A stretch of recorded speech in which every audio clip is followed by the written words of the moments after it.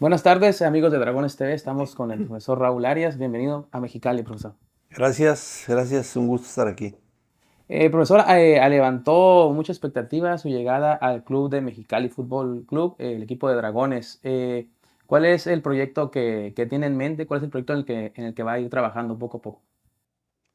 Pues mira, yo he recibido la invitación de la directiva y realmente ha sido como un acercamiento, muy agradable, muy en la necesidad que tienen, esta directiva y en la disposición o lo que representa, el gusto por contribuir en el fútbol.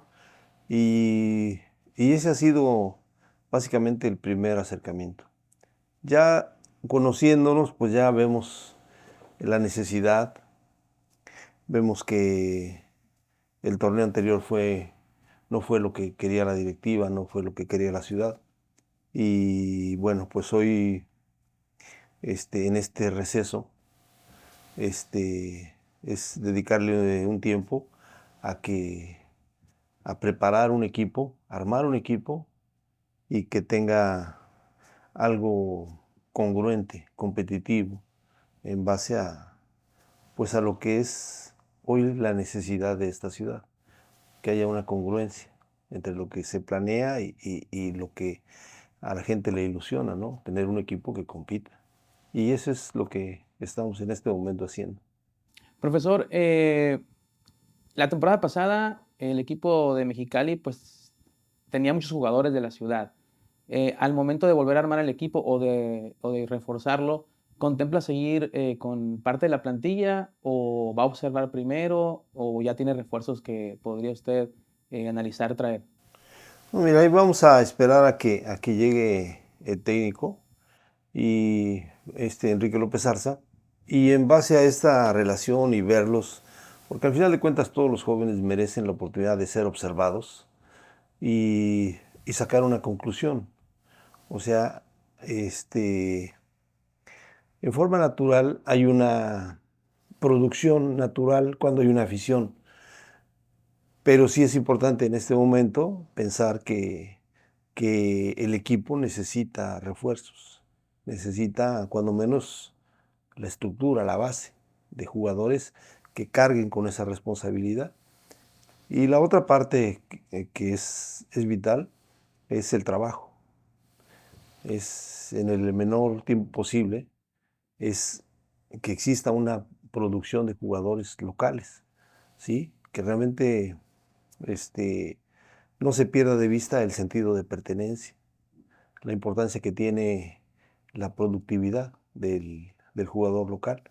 Pero sí es importante este envío anímico en donde la gente espera y quiere resultados, porque si no, no alcanza. Puede uno prometer muchas cosas, pero al final de cuentas, el domingo, el día del juego, la gente quiere un equipo que gane. Y eso es lo más importante. Conociendo la experiencia que usted tiene, pues dirigió en Primera División, también dirigió el Mundial de Clubes.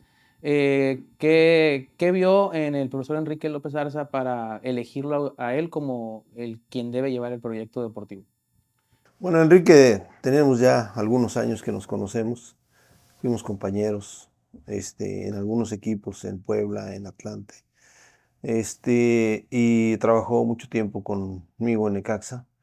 Y hay una relación, entonces él tiene una característica importante, que es un técnico formativo, que es congruente con lo que se está pidiendo en la ciudad, en el equipo, que haya un técnico formativo que enseñe, que tenga muy clara la metodología, que sea una persona que tenga esa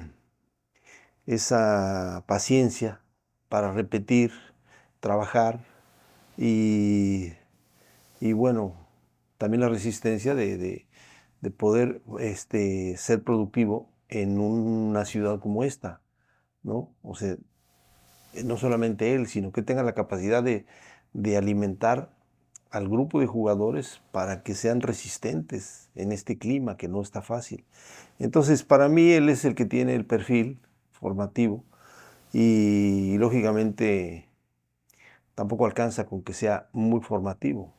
El técnico debe tener ese complemento de ser competitivo y Enrique lo tiene. Conociendo la liga, sabemos que es una liga dura, es una liga donde todos están peleando el mismo objetivo, ¿no? Y que los otros conjuntos están bien armados, ¿no? ¿Qué tan factible es que podamos competir pues de la tabla de la media tabla hacia arriba la próxima temporada? Pues mira, la intención es esa, es que este equipo sea un equipo que compita, un equipo que trascienda. Es decir, ya no vale hoy hacer un equipo que solamente participe, como el torneo pasado. El equipo participó, pero no compitió ni mucho menos trascendió. Entonces lo que nosotros buscamos es eso, es elegir bien de todos los jóvenes que hay aquí, cuántos son los jóvenes que se necesitan y los que tienen esta condición como para pertenecer a este equipo. Te digo esto porque al final de cuentas en el torneo regular son torneos demasiado cortos, 12, 13 fechas. Más si calificas, pues a lo mejor juegas 15 o 16 fechas. Entonces, el plantel tiene que ser un plantel muy definido, a lo mucho 20 jugadores. No necesitas 30 ni 40, porque si no terminas distrayéndote, preocupado por los que no juegan. Entonces, hoy la prioridad es hacer un equipo en donde el jugador realmente tenga una participación y sea considerado. Entonces, para eso es este tiempo. Este tiempo es el más importante, porque es el tiempo de observación, de pruebas, de revisar, de supervisar y de elegir qué jugador tiene condiciones para aceptar el compromiso de lo que pretendemos. Esto tiene que ir, lógicamente, de la mano de la directiva, del cuerpo técnico y de los jugadores. Si hay alguna de las partes que no quiere, que no funciona o que está incompleta, eso puede ser un motivo de que no se funcionen las cosas. Profesor, se considera, supongo, un hombre de retos, ¿no? ¿Este es un reto que a usted lo motiva para llevarlo al éxito? Bueno, pues realmente no es tanto que me considere de retos, ¿no? O sea, yo creo que la intención es, pues, las vivencias que hemos tenido o que yo he tenido, este, eh, me enseñan que cualquier proyecto, en donde yo me comprometo a participar, pues va a ser del tamaño del convencimiento de todos. Va a ser, si no estamos convencidos, pues vamos a fracasar. Pero si estamos medios interesados, pues va a ser un equipito que participe, ¿no? Pero si realmente involucramos no solamente a la directiva, no solamente al cuerpo técnico, ni a los jugadores, sino a la afición con resultados, entonces sí podemos trascender. Y esa es la intención. Porque no hay una cosa más importante en la vida, al menos en este quehacer del fútbol, que el poder incidir en la sociedad y que realmente puedas tú formar jóvenes que sean profesionales del fútbol. Esa es una de las cosas más maravillosas que han pasado en mi vida. Y, y ves cómo un joven, un jugador, puede tener tanta influencia en una ciudad. Es increíble. Hablando de eso, por ejemplo, en sus equipos pasados, en ese Necaxa, en esos equipos que usted ha dirigido, ¿algún caso que se asemeje a lo que nos acaba de decir? Pues casos parecidos, por ejemplo, cuando yo llegué a Necaxa, eh, había un muchachito, un volante, chiquito, tenía como 16, 17 años, y jugaba bien, pero estaba chiquito todavía. Y al poco tiempo empezó a distinguirse, y nos lo llevamos al Mundial de Clubes y jugó. Ya ahí él tenía como 18 años, una cosa así, 19 tal vez. Y fue titular todos los partidos y fue un jugador importante. Y al regreso del Mundial de Clubes, pues le dimos la noticia con todo el pesar de todos de que lo quería otro equipo y que lo que ese equipo quería de él era que se fuera a cualquier precio, como sea, se iba a Monterrey. Y era Luis Ernesto Pérez. Y entonces, esa fue una cosa que maravillosa para él, para su vida, para su carrera, porque Monterrey le iba a pagar lo que Necaxa nunca le iba a poder pagar. Pero fue una situación muy triste porque él, al final de cuentas, no le importaba tanto el dinero. Él realmente amaba a Necaxa, era su casa. Y entonces, pues de repente hay que enfrentar ese tipo de situaciones, ¿no? Tuvo una carrera maravillosa, quedó campeón varias veces con Monterrey, y la realidad es que, pues sí, tratamos de ser lo más equilibrados, pero hay cosas que se salen de poderlo tener y retener. Y entonces ha habido muchos casos así en donde Necaxa era un equipo que normalmente el jugador que se distinguía se iba a la América o se regresaba a la América, que era quien nos abastecía. Pero era un escenario donde el jugador se sentía con una plenitud buena, podía liberarse y jugar sin tanta presión. América tiene otro tipo de presión, tiene otro tipo de obligación, y Necaxa no, Necaxa jugaba con más libertad. Y tal vez eso contribuía mucho en muchos de los casos, porque pasaron muchos jugadores del América, que algunos se distinguieron muchísimo, algunos retomaron un aire diferente. El caso de Braulio, el caso de Cuauhtémoc, el caso de muchos más que pasaron por Necaxa, pero nuestro papel era ese, hacer de un equipo con un perfil más bajo, pues hacer un equipo que trascendiera. Y ese Necaxa trascendió. ¿Cuál es la clave como para hacer que esos equipos trasciendan, ¿no? Porque ciertamente usted lo dice, la presión a lo mejor era menor, pero el jugador quería mostrarse, ¿no? Pero al final de cuentas, ¿cuál cree usted que sea la clave para hacer que un equipo trascienda? Pues la clave de todo siempre es el inicio en la teoría, en donde tú tengas que explicar por qué tienes que no solamente competir, sino trascender. ¿Por qué lo tienes que hacer? Pues la explicación es de todos los días, la enseñanza es todos los días, en donde tú le tienes que dar el mensaje al jugador de que es una carrera muy corta y que nadie está para perder el tiempo. Entonces, eso hace que se optimice el trabajo, que realmente el trabajo se lleve al 100%, siempre.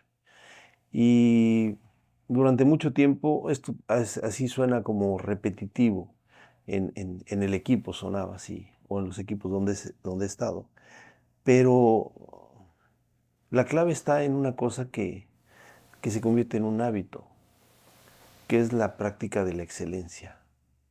Si un jugador tú le enseñas a que él dé lo mejor de sí, a que él dé su entrega al 100%, y que todo lo haga con calidad, con devoción, con concentración, con determinación, con respeto, no hay forma de que le vaya mal.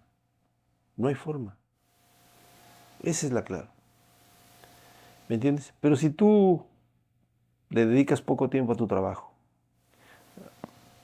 poco tiempo haces, pocas cosas haces para prepararte, pues realmente eso va a ser del equipo. Va a ser un equipo que sepa poco, que no sepa mucho, que no compita, que físicamente esté mal. Y entonces pues ese va a ser el reflejo. Entonces la particularidad que existía en ese momento era la práctica de la excelencia, donde en ese nivel y con todo el apoyo de una empresa excepcional como ha sido Televisa, que teníamos un apoyo incondicional, pues no había ningún pretexto. Cobrabas a tiempo, tenías todo el apoyo, tenías premios, teníamos buenas canchas, había muchas cosas a favor.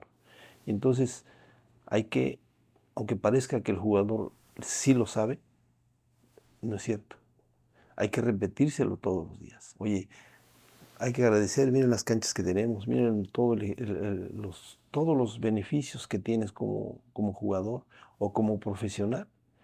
Entonces, ya cuando el jugador lo entiende eso, hay una asimilación y entonces aparece el compromiso de corresponder. Pero siempre la iniciativa tiene que ser de parte de la directiva, del cuerpo técnico, hacia los jugadores, porque esa es la enseñanza. Siempre hay que tener un papel de enseñanza, tener esa vocación docente de poder enseñar. Y, y en ese aspecto, bueno, pues yo de mi cuerpo técnico que he tenido, o de los cuerpos técnicos que he metido, siempre ha habido jugadores que primero fueron jugadores míos y después fueron mis asistentes. Y, y pues todos tenían esa vocación de enseñar. El caso de, por sí, del Chepo de la Torre, el caso de Nacho Rodríguez, de Américo Escatolaro, de Juan Reynoso. O sea, tenían esa vocación de enseñar y se reflejó en sus carreras. Entonces, sí hay muchas historias por contar. Profesor, ¿quién ha sido su referente más importante en cuanto a estos conceptos de vida, ¿no? Porque también fue usted auxiliar de Manuel Lapuente, estuvo trabajando y fue jugador de fútbol, ¿no? ¿Quién es su referente como para ir haciendo este perfil? Pues mira, es un proceso en donde cuando empiezas a jugar y vas conociendo el profesionalismo, te vas dando cuenta de que realmente yo al menos puedo decirte que tenía muchas carencias, que yo tenía una mala información de las cosas. Y entonces, gracias a las sobremesas, gracias a la enseñanza de jugadores, compañeros que tuve que me enseñaron, yo pude mejorar en el aspecto profesional, ¿no? En los buenos hábitos o en el aspecto cultural del profesionalismo. Pero, pero fue porque yo tenía mucha necesidad y tenía hambre de jugar. O sea, coincide que hay quien te enseñe y coincide que tú tengas la voluntad para hacerlo, ¿no? A veces no coincide, a veces no hay voluntad, a veces hay distracción o a veces no hay quien te enseñe. Entonces, cuando coincide, se provoca una sinergia, que eso hace que se potencialice tu carrera. ¿Por qué? Porque la enseñanza la asimilas y la aplicas. Entonces, pues hay muchos personajes en mi vida. El primero fue Alberto Guerra, que fue mi primer técnico en San Luis. Después me compra el Puebla y Manolo Lapuente se queda de técnico del Puebla y quedamos campeones con Manolo. Después de ahí yo tengo oportunidad de estar en Tigres otra vez con Manolo, en Atlante y en Puebla otra vez. O sea, estuve en 4 equipos, 4 tiempos estuve con Manolo. Y al final, cuando yo me retiro en Puebla, siendo el técnico Manolo, y Manolo me dice, si quieres seguir jugando, yo tenía 34 años, si quieres seguir jugando, adelante, dale. Pero si ya no quieres jugar, quédate de mi auxiliar. Y entonces, bueno, ahí tuve que decidir y empecé otra faceta, ¿no? Como asistente de Manolo. Y pues ya ahí siguieron muchas historias. Y luego los campeonatos con Necaxa, ¿no? Hablando ya del Necaxa como tal, ¿cuál fue el Necaxa que más disfrutó? Yo sé que todos son importantes para usted, pero ¿cuál es el que más disfrutó? El que quizá menos preocupado por el resultado, sino que se fue dando en el trabajo del día a día. Fíjate que ese es muy complejo eso. A veces se piensa que tener buenos jugadores es mucho más fácil. pero tener buenos jugadores implica tener personajes que tienen una personalidad complicada y poder acomodarlos, poder armonizar entre los jugadores que tienen un protagonismo importante, es muy difícil. Entonces, pero esa es la prueba, esa es la capacidad.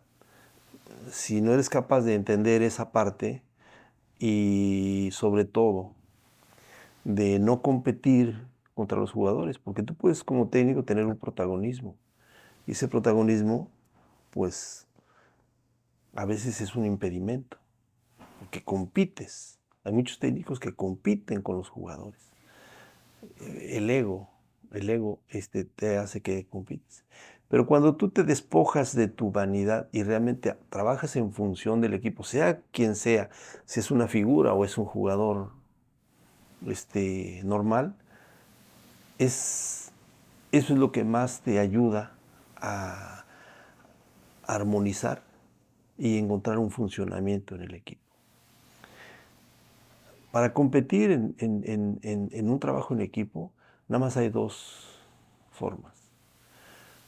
En donde tú apuestas por la individualidad destacada. Es decir, un jugador que sea la base y que sea la estrella, y entonces trabajas en función de él y el equipo trabaja en función de él. Pero también dependes de él. Si él se enferma o si se lesiona, ya se viene todo abajo. Entonces, esa es una, que en muchos lugares sucede. Tienes una figura, dos o tres figuras, pues todo cae en esa responsabilidad y todos los demás hay que jugar en función de eso. Esa es la individualidad destacada. Pero hay otro tipo de equipos, que es equipos más limitados, en donde no hay ninguna figura y tienes un funcionamiento colectivo. Y el funcionamiento colectivo es más barato, es más económico, es gente que tiene más sacrificio, es gente más humilde, es gente que no tiene tanto ego ni tanta vanidad y de repente ese funcionamiento colectivo puede ser superior al, al, al equipo que tiene individualidades destacadas. Entonces, es ahí el dilema, que por ejemplo, cuando yo llego a Necaxa, pues ya se había ido Ivo Basay y Peláez, y se había ido el central Lalo Vilches, y algún otro jugador se fue. Y eran jugadores muy importantes, eran figuras. Y aparecieron otros que no eran tan buenos, pero que tenían la ilusión de jugar en ese equipo. Y entonces, ¿cómo los incrustas? ¿Cómo los acomodas? ¿Cómo le das forma? Pues es un proceso, es un proceso. Y entonces cuando el jugador tiene la ilusión de ese equipo y de participar, es mucho más fácil todo, porque tiene la disposición. No importa el trabajo, no importa el sacrificio, no importa la economía, no importa. Por ejemplo, de eso, de la economía, fíjate una vez, esta es una historia buena. Yo cuando jugaba, coincidimos y yo era muy lento. Yo era muy lento a la hora de jugar. Y entonces de repente me tocaba marcar a Sague. Y Sague parecía caballo. Una zancada que en 2 metros te sacaba 4 metros. O sea, y ya, era inalcanzable. Unas condiciones superiores. Y entonces yo lo tenía que marcar a Luis. Y de repente, bueno, pues yo tenía que anticipar, pero yo no podía dejar que él se diera la vuelta, pues fácil, me burlaba y se iba. Entonces yo tenía que ir a asegurar, a detenerlo, o me echaba para atrás y lo esperaba. Y la relación con él era Era una relación bastante hostil. No nos saludábamos, nada. Puras ofensas. Y ya, así fue la relación. Entonces él se retira y se mete de comentarista. Yo me dan Necaxa, Manolo se va al Mundial de Francia y me deja el equipo a mí. Y Sague, que ya se había retirado y estaba de comentarista en Televisa, pues no sé qué le pasó, pero de repente se sintió bien y quiere volver a jugar. Entonces me manda un representante, un muchachito, y me dice, oye, Raúl, ¿tú te interesas, Sague? Y le digo, ¿Sague?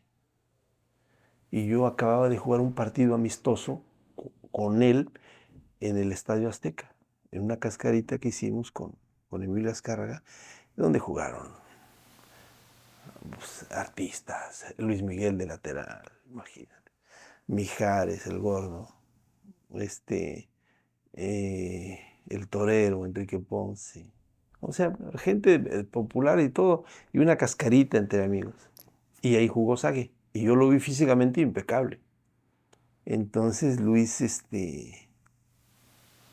cuando este muchacho me viene y me dice que Sague quiere regresar, le digo, dile que desayunamos mañana a las 7 en tal lugar, ahí donde, cerca de la cancha donde entrenamos. Dice, ¿de verdad?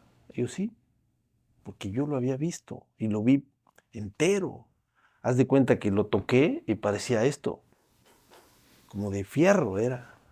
Y entonces, y jugaba bien, entonces dije, no, esto es lo. Entonces, yo le digo a este muchacho, Isaac y yo nunca nos habíamos saludado, no había relación. Y entonces, como a la hora, entra una llamada. Y me dice, buenas tardes, el profesor Raúl Arias. Y le digo, sí, ¿quién habla? Habla Luis Roberto Alves Sague. Y le digo, aquel que me pegaba. y dice, ahora resulta que yo te pegaba. O sea, ya, ahí se disolvió todo. Toda la mala vibra, todo se disolvió. Nos dio un ataque de risa y le digo, desayunamos mañana y ya.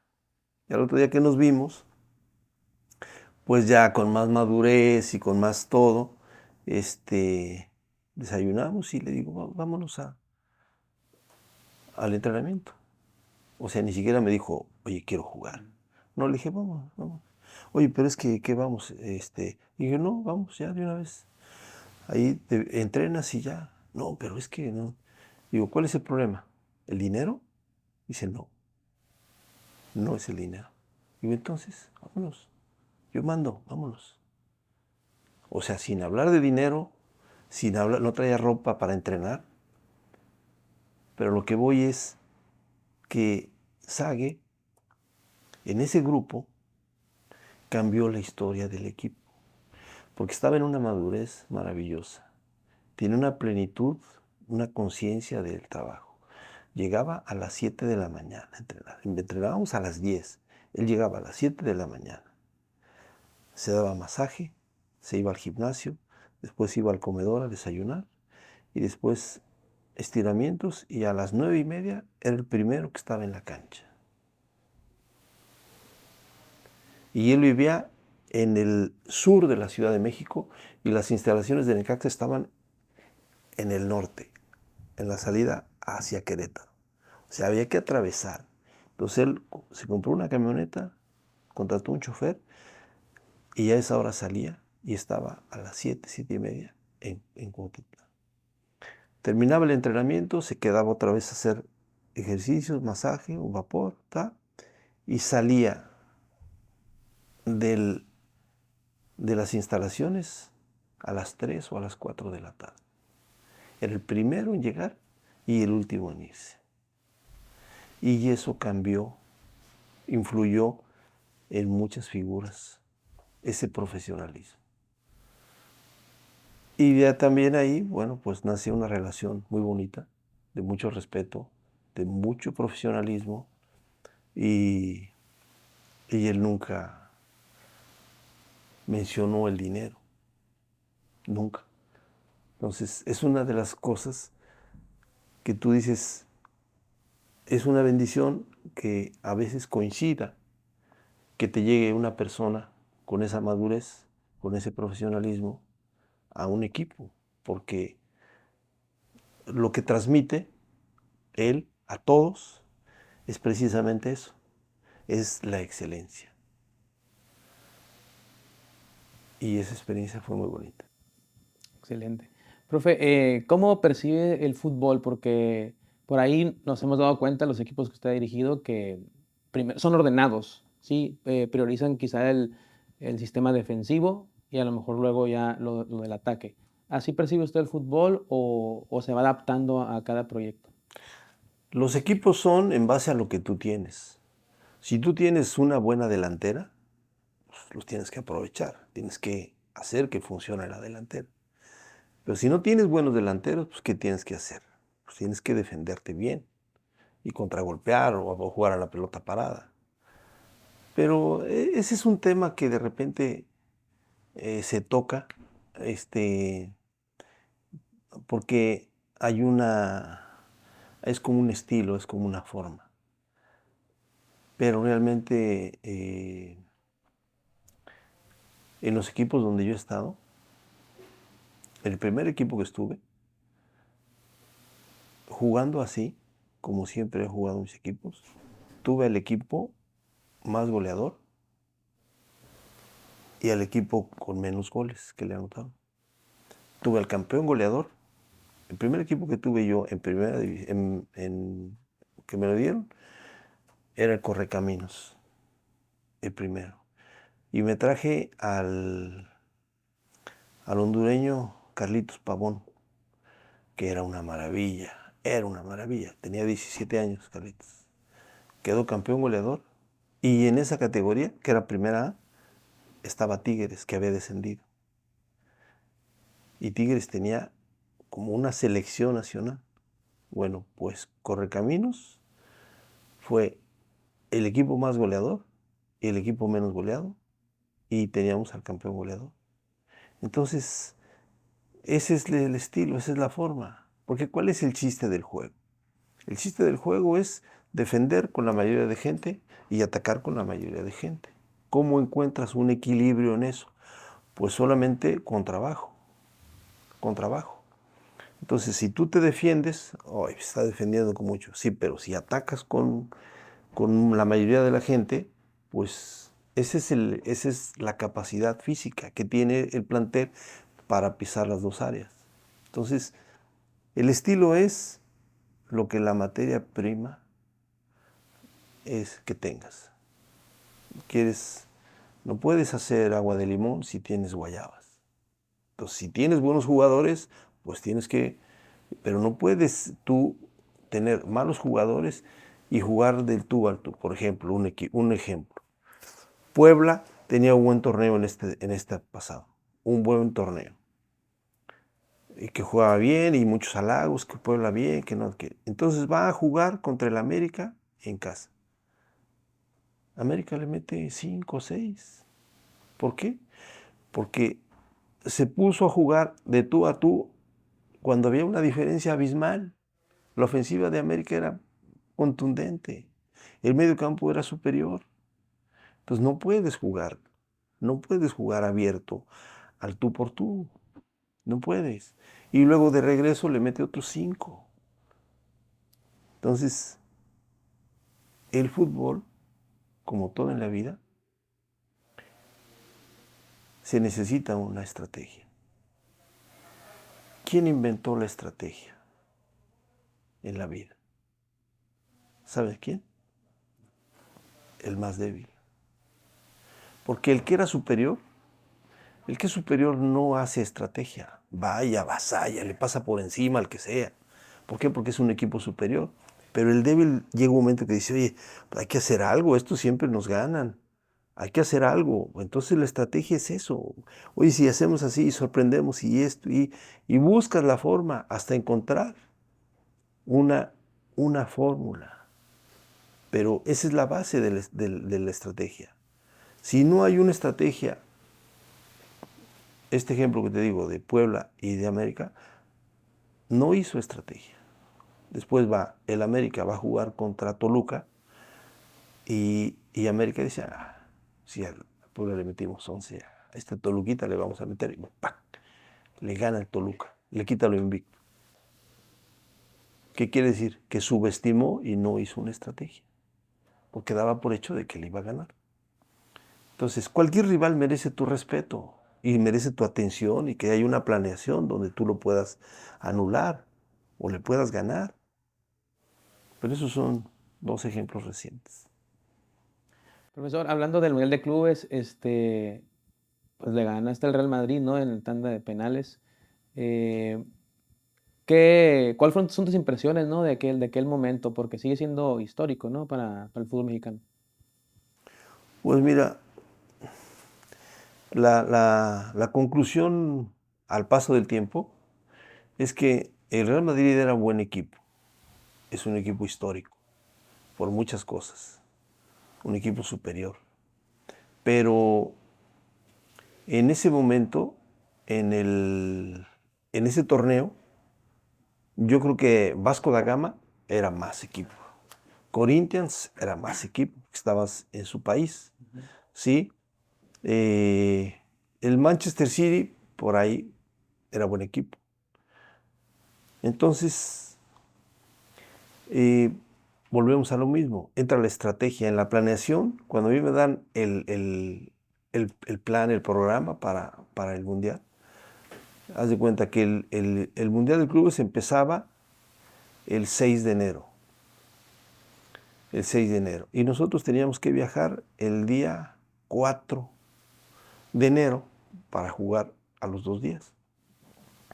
Entonces, cuando yo veo la logística que nos manda FIFA de cómo era la planeación, dije, no podemos irnos el día 4 y jugar el día 6. No podemos. En México era invierno. En Brasil era verano. Y entonces le digo, no, nos vamos desde el día 28 de diciembre. Era cambio, no era cambio de año, era cambio de siglo. Entonces, las esposas de los jugadores, las familias, se me fueron encima. No, ¿cómo se van a llevar? Vamos a pasar Navidad, Año Nuevo, ¿no? Y se van a ir. Me vale. Échenme a mí la culpa, nos vamos. Nos vamos. Y no quiero que vayan familiares con ustedes ni nada. Vamos a competir, no vamos de turistas. No vamos de niñeras ahí, que mis hijos andan ahí, que quieren ir a la playa. No, no vamos a eso, vamos a competir. No, y entonces las mujeres se organizaron, querían correr y todo. Bravísimas las fieras, bravísimas. La directiva aceptó, nos vamos el día 28 de diciembre. Entonces teníamos 28, 29, 30, 31, 1, 2, 3, 4, 5. Casi 9 días de anticipación para jugar. Llegamos, todo bien, maravilloso, fuimos el primer equipo que llegó. Había un equipito ahí de unos niñitos como de 16 años, unos negritos ahí, en la cancha que nos prestaron. Y dije, oye, mañana jugamos un partidito, ¿qué te parece? Sí, bueno, profesor, claro que sí, profesor, los brasileños. Muy bien, buena onda. Era la escuela de Zico, ahí, y los chavitos eran eso, tenían 15, 16 años. Empieza el partido. Una temperatura más o menos como la de aquí, como de 38, 40 grados, en una humedad terrible. Partidito, primer equipo de Necaxa, campeón del fútbol mexicano, contra unos niñitos de 16, 17 años. ¿Cómo creen que quedamos? Nos ganaron 3-0. Volaban los hijos de la chica. volaban, volaban. Y el clima y todo, volaban, se burlaban, mañosos, eran completitos. Nos ganaron 3-0. Termina el partido, todos enojados y todos preocupados, como diciendo, tenía razón. Entonces, hay una teoría de la anticipación que es importante. Todo lo que tú hagas, si lo haces con anticipación, tienes ventajas. Y nosotros, esa fue la clave. Nosotros fuimos el primer equipo en llegar y nos adaptamos al clima. Y por eso pudimos competir contra equipos. Porque, por ejemplo, la cancha de Maracaná es una cancha más grande. Y si eso no lo sabes, pues juegas con la idea de tus canchas. Y entonces, ahí modificamos. Cuando entrenamos en Maracaná, modificamos la estrategia. Pases cortos, prohibido dar pases largos, pases cortos. En una cancha grande es muy difícil, porque el jugador que pasa largo está muy aislado. En cambio, pases cortos, por más que quiere el equipo rival quitarte la pelota, no te la quita, porque es muy grande la cancha. Y entonces, esa fue parte de la estrategia, pero es la anticipación lo que hace la diferencia. Entonces, hoy muchos equipos que han participado en el Mundial van con la familia, como turistas, van a conocer y, oye, llévanos acá, oye, vas a jugar, vas a competir, no vas de compras o de que, oye, llévame a un tianguis que hay aquí, que dicen que hay artesanías. Y como han sido muchos los lugares donde se han hecho los mundiales, lugares exóticos, pues se vuelve muy atractivo para la familia. Pero ahí nos fue bien, porque al final de cuentas, fíjate que también nos fue, que nosotros ni siquiera sabíamos que el tercer lugar recibía premio. Bueno, el segundo sí y el primero sí, pero el tercero nosotros no sabíamos. Y era pues una buena cantidad. Nadie se dio cuenta de eso. Entonces le hablan al presidente cuando termina el mundial y le dicen que le van a dar un cheque. Y entonces él va y dice, ¿de qué? No, pues es que tercer lugar, porque, bueno, pues bienvenido. 3 milloncitos de dólares. Pues no estaba mal, ¿no? No, claro que no, para el club. No, o sea, cuando te enfocas tú en la competencia, de verdad, todo lo demás pasa a segundo término. A segundo término. Entonces ya llega él y me dice, oye, ¿cómo ves que nos dieron esto?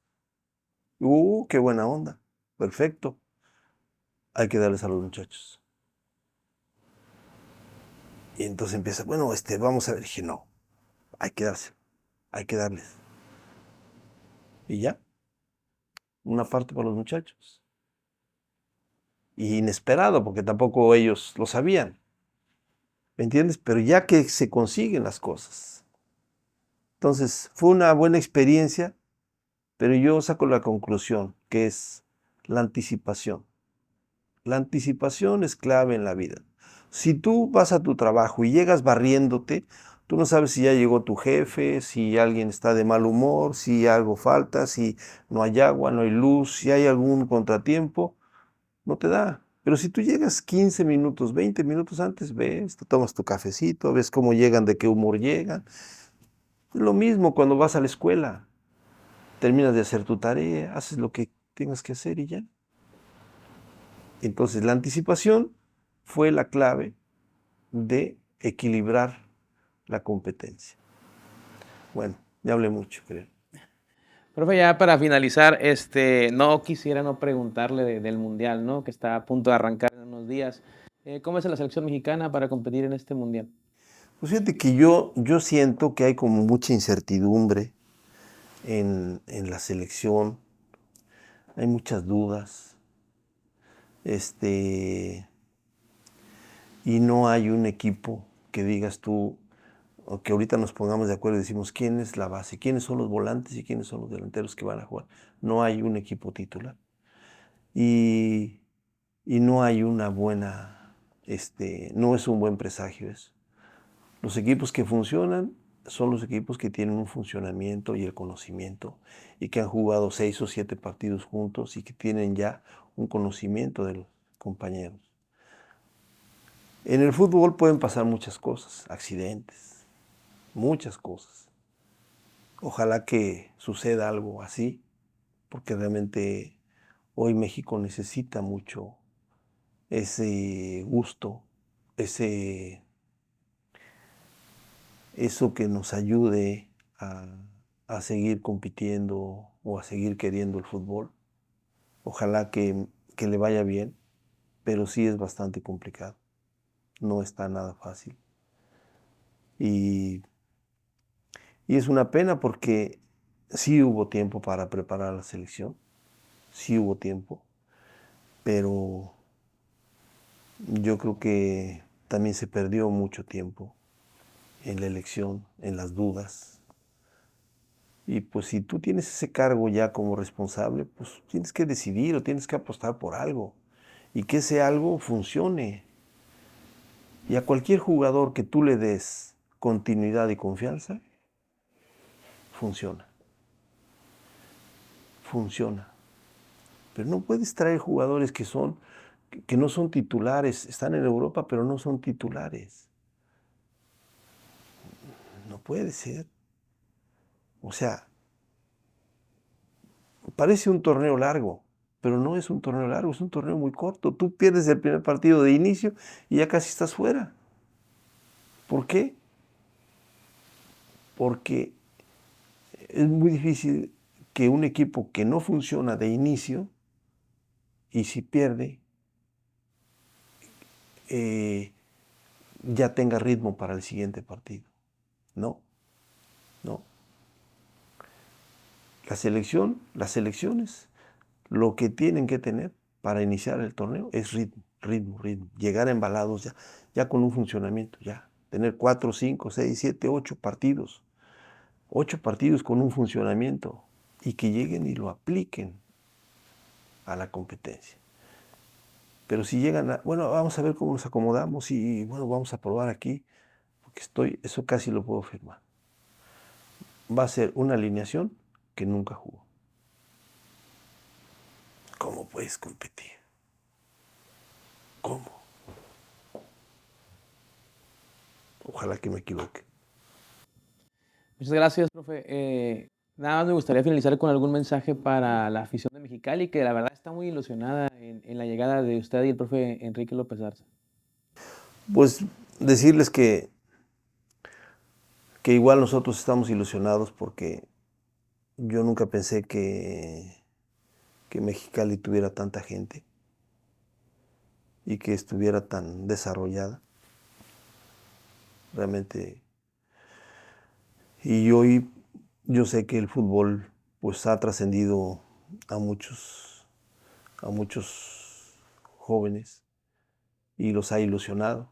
Y que ojalá que nosotros seamos capaces de elegir bien y hacer un equipo que los haga que se sientan orgullosos, que sea un plantel que esté a la altura de la gente de Mexicali, la gente que lucha, la gente que se esfuerza, la gente que le cuestan mucho las cosas.